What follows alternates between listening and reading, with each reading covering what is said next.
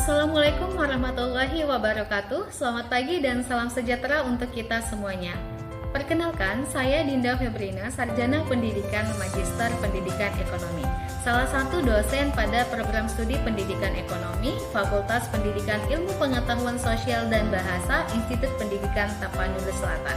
Kali ini saya akan menjelaskan mengenai mata kuliah yang saya ampuh, yakni mata kuliah perpajakan dengan metode DIA, Delivery, Interaction, and Assessment. Video ini bertujuan untuk memenuhi salah satu persyaratan Serdos atau sertifikasi dosen tahun 2024, yakni pernyataan diri dosen dalam unjuk kerja Tridharma Perguruan Tinggi atau PDD UKT-PT, khususnya di aspek pengajaran. Saya akan memulai untuk menjelaskan deskripsi, informasi umum, dan juga mata kuliah perpajakan. Mata kuliah perpajakan merupakan mata kuliah wajib pada program studi Pendidikan Ekonomi di Institut Pendidikan Tapanuli Selatan. Mata kuliah perpajakan memiliki bobot 2 SKS. Bahasa pengantar yang digunakan pada mata kuliah ini adalah bahasa Indonesia. Mata kuliah perpajakan merupakan mata kuliah yang memberikan dasar pemahaman mahasiswa dalam pelaksanaan kewajiban perpajakan. Pada mata kuliah ini memberikan pengetahuan terkait konsep perpajakan secara mendasar maupun ketentuan pajak secara formal sebagai landasan pemahaman dalam kajian.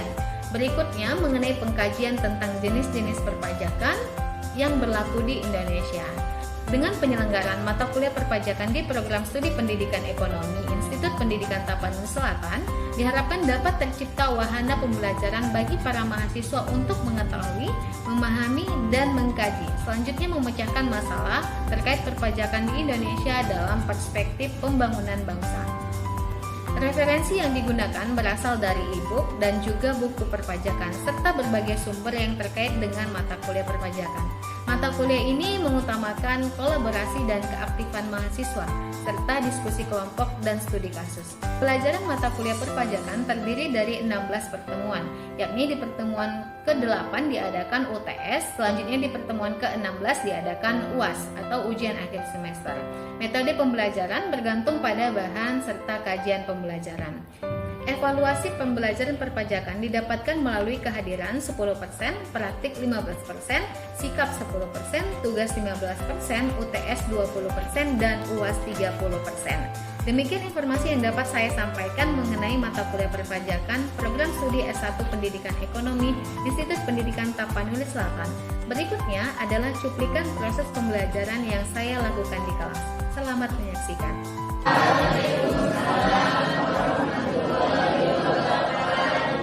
Selamat siang dan salam sejahtera untuk kita semua. Siang, Bu. Gimana kabarnya siang hari ini? Sehat? Sehat, Bu. Baik, kita bertemu lagi ya di hari ini. Baik, sebelum memulai perkuliahan, ada baiknya kita berdoa menurut agama dan kepercayaan masing-masing. Berdoa dimulai. Berdoa tidak pernah selesai. Ada yang tidak hadir hari ini? Hadir semua ya? Semoga tetap dipertahankan konsistensi untuk hadir selalu tepat waktu dan hadir selalu ya. Baik. Untuk minggu lalu Ibu sekedar mengingatkan, minggu lalu kita sudah belajar mengenai sejarah pemungutan pajak, kemudian sejarah pemungutan pajak di Indonesia dan penghentian pajak. Anda semua masih ingat apa itu sejarah pemungutan pajak? Ada yang masih ingat? Ya, silakan Rizka. Disediakan oleh rakyat istana-istana untuk mendukung berlangsungnya operasional kerajaan. Lalu pada masa penjajahan Belanda,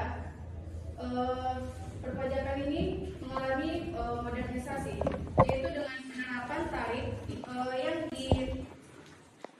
sesuai dengan keinginan penduduk di Indonesia. Lalu pada tahun 1916 adanya pajak yang dikenal dengan sebutan Quiz Tax.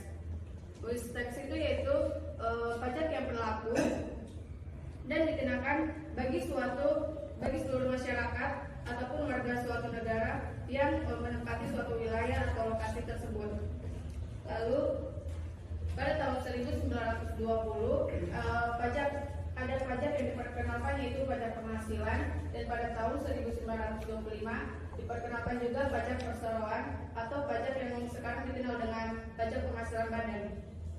Lalu pada tahun 1983 perpajakan ini terjadi perubahan, yaitu dari sistem resmi menjadi sistem mandiri, yaitu di mana wajib pajak memegang penuh tanggung jawab untuk menentukan jumlah pajak yang harus dibayarkan mereka. Jadi setelah adanya penjajahan yang dilakukan oleh pemerintah Jepang, Belanda, Indonesia terus melakukan pengadaptasian sistem perpajakan, sehingga perpajakan saat ini bersifat variabel, yaitu disesuaikan untuk seseorang, individu, dan identitas. Baik, Bu. Baik, mantap ya. Coba kasih aku.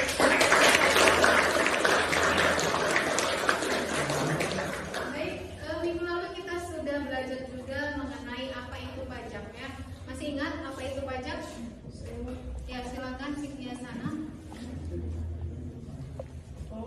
Menurut saya menurut undang-undang, pengertian pajak adalah kontribusi wajib kepada negara, terutama oleh orang pribadi atau badan yang sifatnya memaksa dan digunakan untuk keperluan negara bagi sebesar-besarnya keperluan masyarakat atau orang ini. Ya, bagus. Beri apa?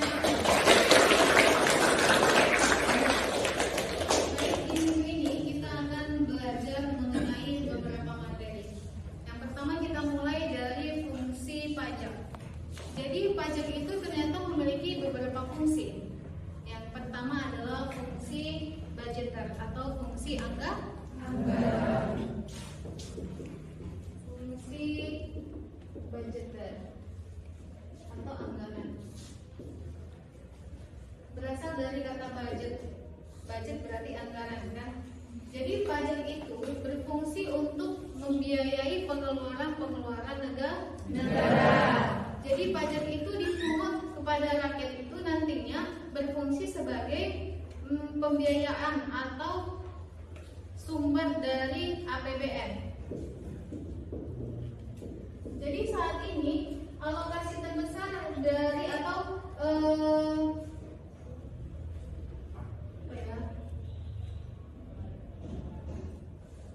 sumber terbesar dari APBN itu berasal dari pajak. Jadi kalau kita tidak bayar pajak, dari mana kita akan memenuhi APBN?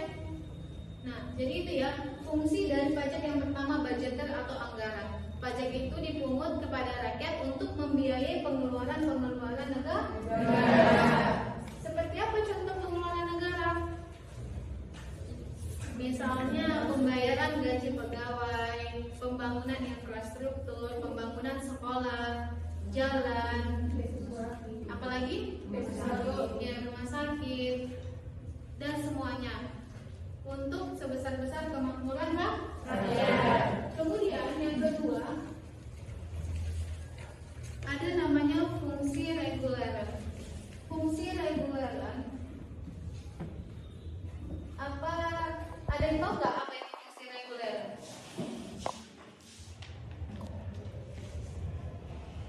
Ada yang tahu fungsi reguler?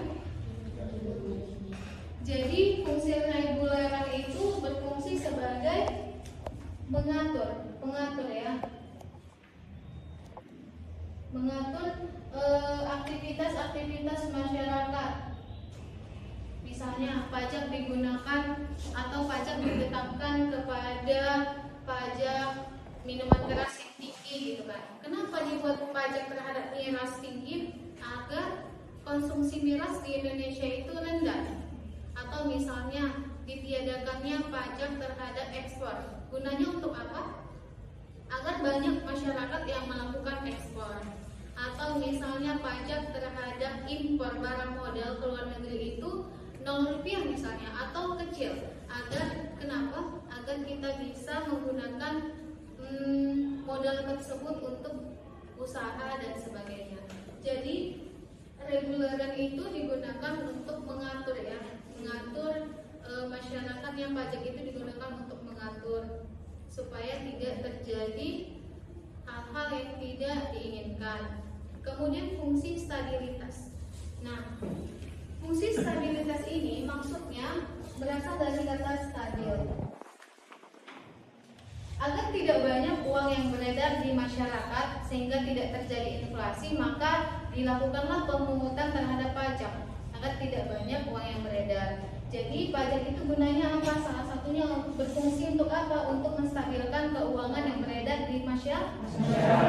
Selanjutnya fungsi redistribusi. Nah, pajak yang sudah dibayar masyarakat itu ke negara nantinya akan digunakan untuk pembangunan infrastruktur dan sebagainya. Jadi dalam proses pembangunan itu pasti akan membutuhkan tenaga kerja. Nah, dengan adanya redistribusi itu akan menyediakan lapangan kerja untuk masyarakat yang nantinya akan membuat pendapatan masyarakat meningkat. Itu ya untuk fungsi pajak. Yang pertama tadi budgeter sebagai anggaran atau sebagai sumber dari pendapatan negara, ya.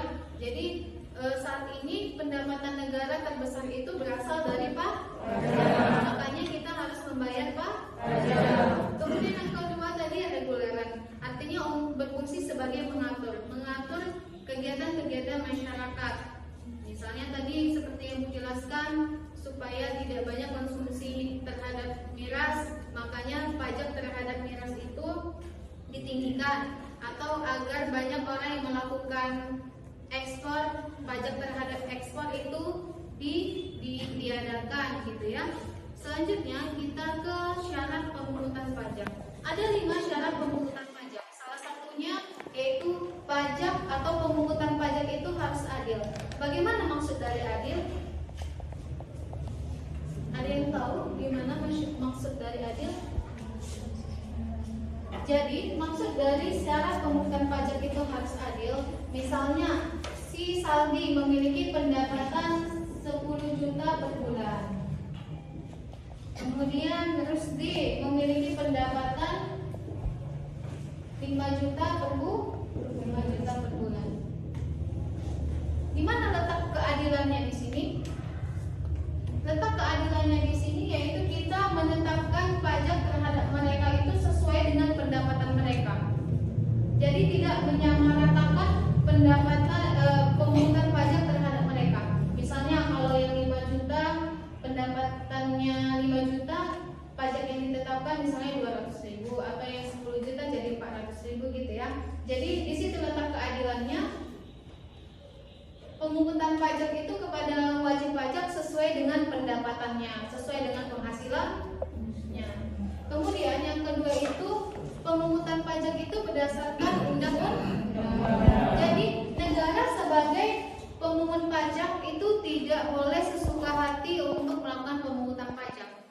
Segala regulasi mengenai pajak itu diatur dalam Undang-Undang Dasar 1945 dalam pasal 23A menyebutkan bahwa pajak dan pungutan lain yang bersifat memaksa untuk kepentingan negara diatur berdasarkan undang-undang.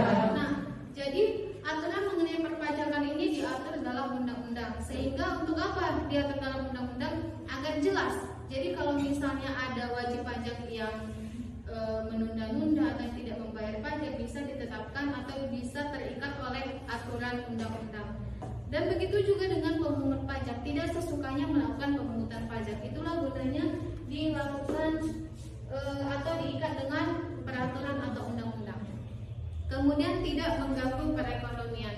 Jadi tidak mengganggu perekonomian dalam pemungutan pajak ini tidak mengganggu perekonomian. Misalnya ibu sebagai pemungut pajak gitu kan, pergilah ibu memungut pajak ke rumahnya si Lady. Jadi si Lady lagi jualan. Jadi ibu sebagai pemungut pajak tidak boleh mengganggu aktivitas si Lady dalam proses perekonomian dia. Makanya pemungutan pajak itu harus dibuat semudah mungkin, seefisien mungkin, dan jangan sampai mengganggu perekonomian. Kemudian efisien. Bagaimana maksud dari efisien ini? Ada yang tahu? Nah, maksud dari efisien ini, efisien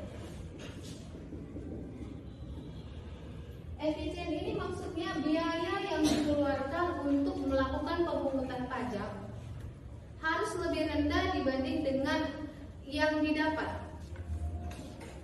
Paham nggak maksud Ibu? Jadi misalnya si pemungut pajak itu mau melakukan pemungutan pajak sebesar 5 juta gitu kan, maka biaya yang dikeluarkan dia untuk melakukan pemungutan yang 5 juta ini harus lebih rendah. Paham?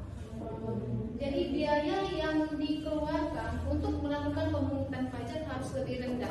Itu maksud dari efisien. Jadi misalnya 10 juta yang mau dipungut oleh pemungut pajak, berarti biaya yang dikeluarkan untuk ini harus lebih rendah. Paham kan? Jangan lebih besar pasak dari dia. Nanti misalnya kalian mau melakukan pemungutan pajak 20 juta, tapi biaya untuk memungut pajak itu 10 juta, kan tidak efisien. Apa gunanya dilakukan pemungutan pajak kalau merugikan negara? Jadi itu maksudnya. Kemudian sederhana. Nah, Dirjen Pajak dalam melakukan pemungutan pajak dilakukan sesederhana mungkin. Malah bisa melalui aplikasi dan sebagainya. Tidak sampai rumit ya dalam proses pemungutan pajak. Nah, itu dia ya untuk syarat pemungutan pajak. Yang pertama apa? Yang kedua? Yang tiga? Empat? Lima? Siap? Selanjutnya kita ke penggolongan pajak. Nah, penggolongan pajak ini maksudnya adalah siapa saja subjek pajak yang harus dikenai pajak. Ada 3 kriteria atau 3 klasifikasi atau 3 penggolongan pajak. Yang pertama itu berdasarkan apa? Penggolongannya. Ada pajak langsung dan pajak tidak langsung. Bagaimana pajak langsung ini? Nah, pajak langsung ini dibebankan kepada wajib pajak langsung. Maksudnya misalnya pajak PPh kan dibebankan kepada orang yang langsung. Misalnya Saldi punya pendapatan 10 juta. Maksud dari pajak langsung ini berarti Saldi langsung membayar pajak penghasilannya gitu. Berbeda dengan pajak tidak langsung ini. Pajak tidak langsung ini misalnya seperti kita makan di kafe, ada PPN atau potongan pajak 10% gitu. Itu maksud pajak tidak langsung. Kan berbeda kan? Kalau misalnya pajak langsung ini orang yang berkaitan, orang yang bersangkutan atau wajib pajak yang langsung yang membayar.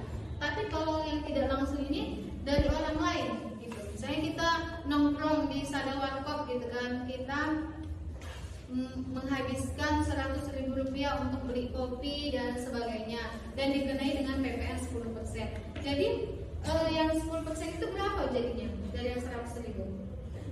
10. Nah 10.000 itu kan kita tidak langsung kan membayar melalui peran.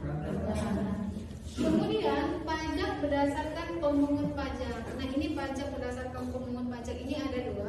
Satu pajak negara, satu pajak daerah. Apa beda pajak negara dengan pajak daerah? Ada yang tahu?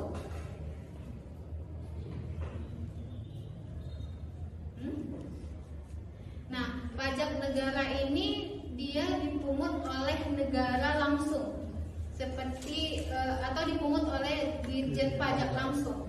Tadi sama contohnya, seperti pajak penghasilan juga bisa ya, dan sebagainya. Kemudian kalau pajak daerah itu dipungut oleh Pemda, pemerintah daerah. Contohnya seperti apa? Misalnya pajak bumi bangunan kita, pajak hotel, pajak apa lagi? Pajak apa? Ya, pajak kendaraan, ya kan? Itu tidak negara secara langsung. Tapi kalau pajak yang dipungut oleh negara, kita langsung Dirjen Pajak langsung yang memungut. Itu ya. Selanjutnya ada pajak berdasarkan sifatnya. Pajak berdasarkan sifatnya ada subjektif dan objektif. Subjek berarti apa? Orangnya kan. Objek berarti benda atau barangnya. Jadi pemungutan pajak berdasarkan subjektif berarti yang ada pada dirimu. Pemungutan berdasarkan subjek pajak berarti berdasarkan kamunya. yang kamu hasilkan, misalnya pajak berdasarkan subjek itu adalah pajak penghasilan. Sebab diri kita yang menyebabkan kita membayar pajak gitu. Berbeda dengan objek pajak. Kalau objek pajak itu tergantung dari objek atau barang yang kita punya. Misalnya pajak rumah, pajak tanah, pajak kendaraan, pajak apalagi kalau berdasarkan objeknya hotel yang kita punya dan sebagainya. Jadi kalau objek berarti tergantung kepada barangnya.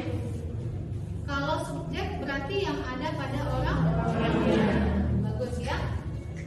Selanjutnya kita itu ke sistem pemungutan pajak. Sistem pemungutan pajak ada 3. Yang pertama itu adalah official assessment system. Yang kedua self assessment system. Dan yang ketiga adalah withholding assessment system. Apa perbedaan ketiganya? Nah, kita bahas ya. Yang pertama official. Official berarti apa? Resmi.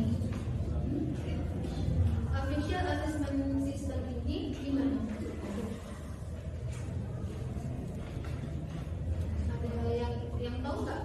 Official assessment system gimana?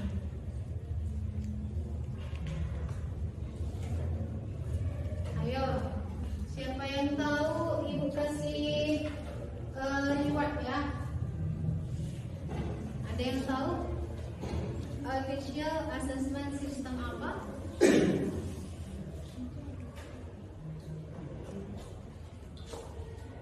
Ada yang tahu?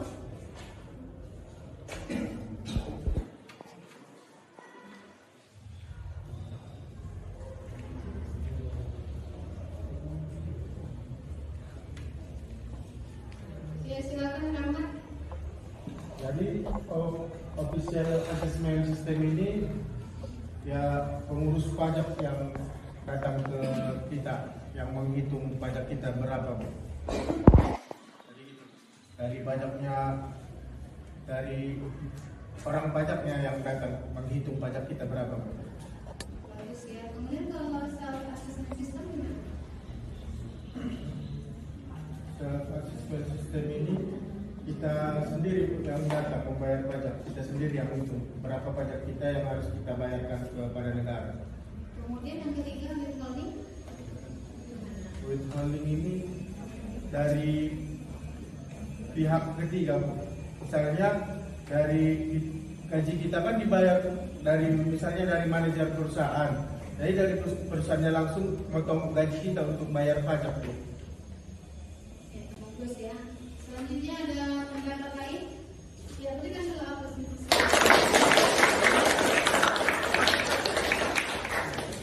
Akan Christine. Saya yang bisa itu penghutang pajak itu dilakukan langsung oleh si pajak pajak. Jadi si wajib pajak nanti hanya melaporkan ke badan pajak bahwa dia itu ingin membayar pajak. Jadi yang mengurus tarif nanti menghitung besaran pajak nanti itu dilakukan oleh si badan pajak. Kemudian kalau dia self assessment system, yaitu yang menghitung seluruh tarifnya bayar itu dilakukan oleh si wajib pajak sendiri. Kemudian nanti setelah dihitung, si wajib pajak nanti akan melapor ke badan pajaknya itu. Kemudian kalau dia withholding assessment system, itu nanti sistem pemungutan pajak itu dilakukan oleh pihak ketiga, Bu. Jadi contohnya itu seperti karyawan yang bekerja di suatu perusahaan, Bu, di mana karyawan tersebut adalah merupakan salah satu wajib pajak yang pendapatannya nanti akan dipotong langsung oleh si perusahaan, Bu. Ya, bagus ya. Bukan.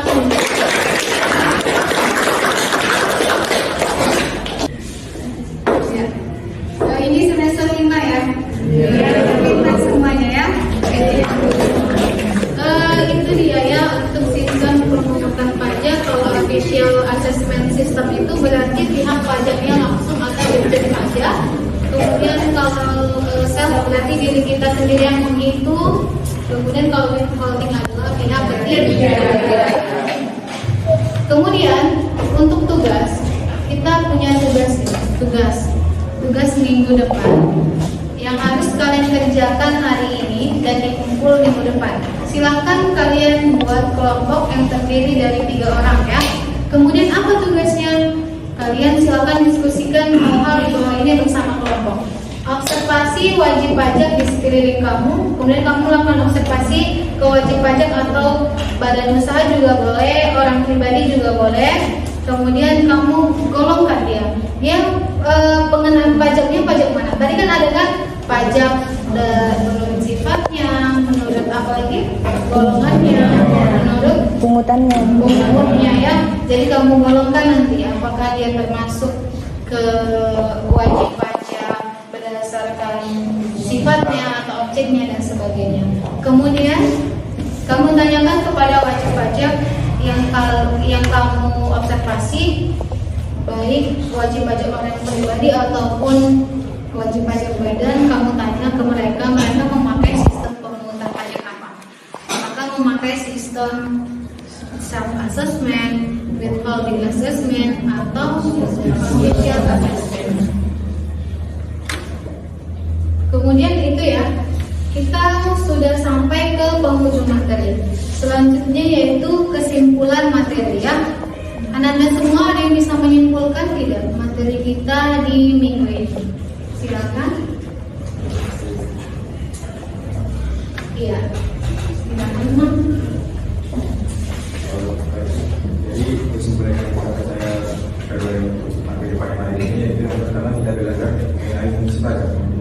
Di mana fungsi pajak tersebut ada 4. Pertama yaitu fungsi pajak, yaitu pajak itu berfungsi sebagai anggaran yang berasal dari pendapatan negara, karena pendapatan negara itu paling besar berasal dari pajak. Kemudian kedua itu fungsi regulator, di mana pajak itu juga berfungsi sebagai pengatur aktivitas yang ada di masyarakat, misalnya seperti pengaturan tarif pajak pada minuman keras, sehingga diperbesar tarifnya agar nanti tidak banyak masyarakat menggunakan minuman keras. Kemudian fungsi yang ketiga yaitu stabilitas, yang dimana pajak tersebut bisa berfungsi sebagai untuk menstabilitaskan peredaran uang negara di masyarakat. Kemudian yang keempat itu fungsi redistribusi, yaitu pajak juga berfungsi sebagai meratakan pendapatan seluruh masyarakat. Ya, bagus.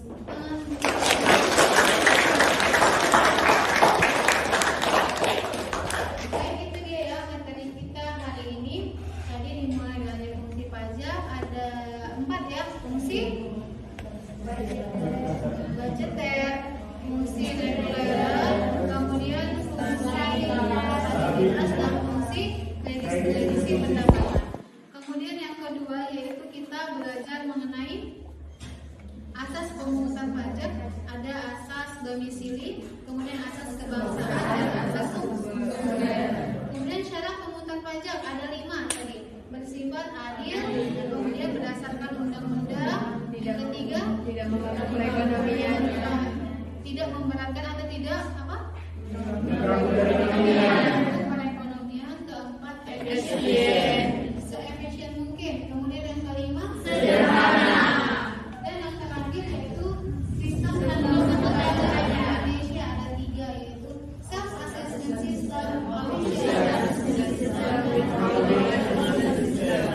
itu dia ya untuk materi kita minggu ini. Kemudian tugas tadi sudah Ibu berikan, jangan lupa minggu depan kita kumpul tugasnya. Kemudian materi minggu depan silakan kamu pelajari tentang jenis penerimaan dan pemungutan di Indonesia, sumber penerimaan dan pengeluaran negara, serta target dan realisasi penerimaan pajak. Minggu depan kita bahas ya. Demikian untuk pertemuan kita hari ini. Sebelum kita tutup ada baiknya kita berdoa menurut agama dan kepercayaan masing-masing. Berdoa dimulai. Berdoa tidak pernah selesai. Kita akhiri pertemuan kita hari ini. Wassalamualaikum warahmatullahi wabarakatuh.